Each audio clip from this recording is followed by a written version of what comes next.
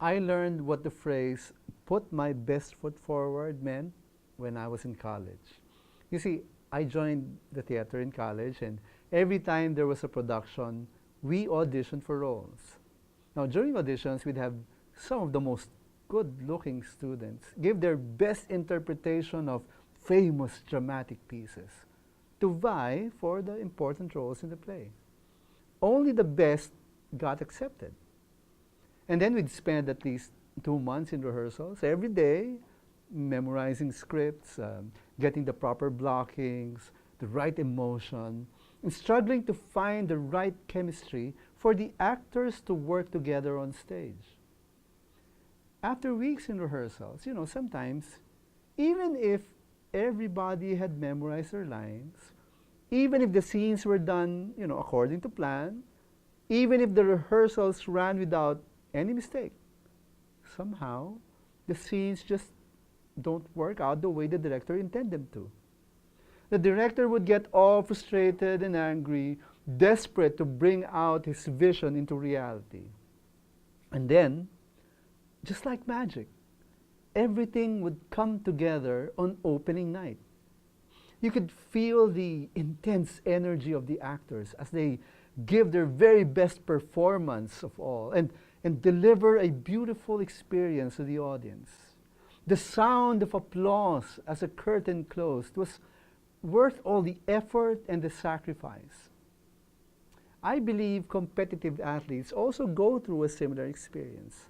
They train for years, they build up their physical strength and stamina, they hone their techniques, they sharpen their edge, and all of that converge in that one shining moment when they perform at their very best out in the field, or in the court, or in the pool, or in the gym. And everybody hopes to achieve his dream of winning a gold medal. It is the fulfillment of everybody to be the best version of themselves. We all would like to be the best version of ourselves. But very often, when we look at ourselves and how our lives are going, we are disappointed because we look so unlike our very best.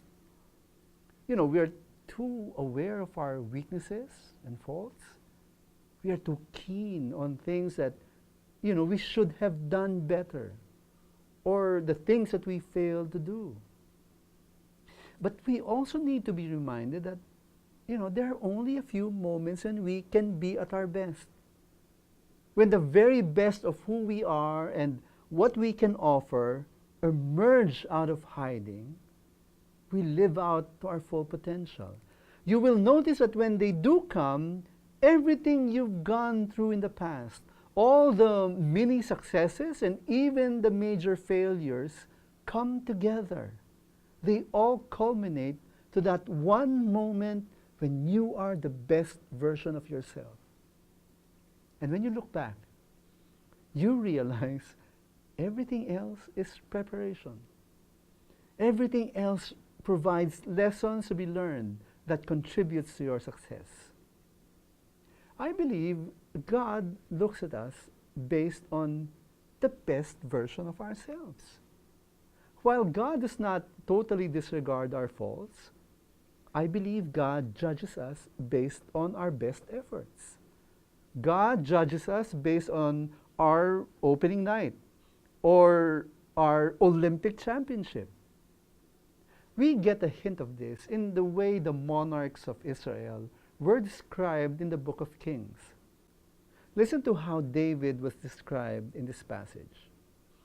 David did what was right in the eyes of the Lord, and did not turn aside from anything that he commanded him all the days of his life, except in the matter of Uriah the Hittite.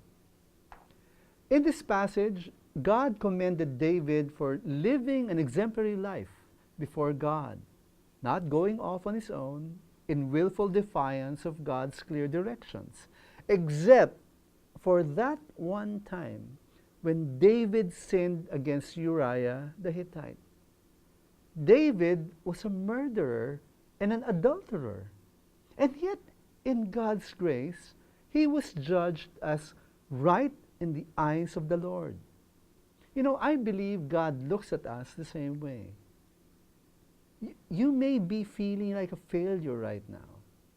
You may be reviewing your life and you feel you haven't done anything significant or anything meaningful. You may have been struggling for so long to reach your full potential, but you encounter too many hindrances and you can't seem to push through. Don't lose hope. God is not finished with you yet. God sees every detail of our lives, as well as he sees the whole story. God is aware of your frailties and weaknesses. And the good news is that in Christ, God overlooks all of that frailties. Christ redeems even the worst parts of ourselves. And I believe God picks out our highest peaks, our shining moments, and judges our lives based on the very best version of ourselves. Keep in mind that as we strive to be the very best version of ourselves, by the grace of God, faith matters too.